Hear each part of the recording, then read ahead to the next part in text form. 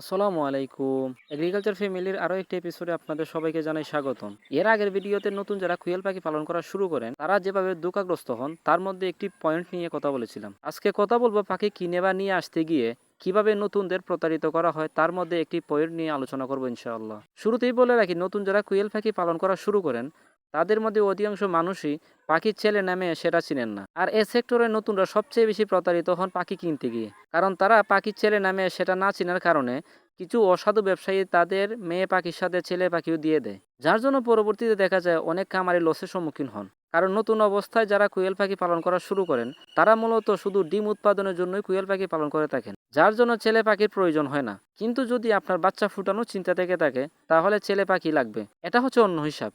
কিন্তু সচরাচর যারা কুয়েল পাখি পালন করা শুরু করেন তারা বাচ্চা না ফুটিয়ে ডিম উৎপাদনই করে থাকেন। নতুন অবস্থায় পাখির ছেলে নামিয়ে এটি ভালো করে না চেনার কারণে পাখি নিয়ে আসেন, পরে দেখা যায় 100 পাখির মধ্যে 70টা মেয়ে পাখি আর 30টাই ছেলে পাখি। আর এরকমই প্রতিনিয়ত হচ্ছে, যার জন্য অনেক আশা নিয়েও এ সেক্টরে নতুনরা ভালো কিছু করতে পারছে না। এক্ষেত্রে আমি আপনাদেরকে বলবো, আপনাদের আশেপাশে যারা কুয়েল পাখি পালন করছে তাদের খামারে যান, গিয়ে তাদের জিজ্ঞাসা করুন পাখি ছেলে না মেয়ে সেটা কিভাবে চিনবো। দেখবেন তারা আপনাকে ছেলে মেয়ে পাখি ভালো করে দেখিয়ে চিনাতে পারবে। আরো ভালো হয় যখন আপনি পাখি নিয়ে আসতে যাবেন, আপনার পরিচিত কুয়েল পাখি পালন করে এরকম অভিজ্ঞ কাউকে সাথে করে নিয়ে যাবেন। আর ইউটিউবেও পাখি ছেলে না মেয়ে কিভাবে চিনবেন এরকম অসংখ্য ভিডিও রয়েছে, সেখান থেকেও আপনি ভালো ধারণা নিতে পারেন। আর যদি দেখা যায় আপনার পরিচিত কাউকে না পান, তাহলে যার কাছ থেকে পাখি নিয়ে আসবেন তাকে আগ থেকেই বলে রাখবেন, যদি আপনি ছেলে পাখি দেন তাহলে আমাকে পরবর্তীতে পাখি বদলিয়ে দিতে হবে, এরকম কথা বলে তারপর পাখি নিয়ে আসবেন। আর নতুন অবস্থায় কখনো দূরের থেকে পাখি নিয়ে আসবেন না, চেষ্টা করবেন আপনার আশেপাশে যারা পাখি বিক্রি করতেছে তাদের কাছ থেকে নিয়ে আসা, তাহলে আপনার জন্য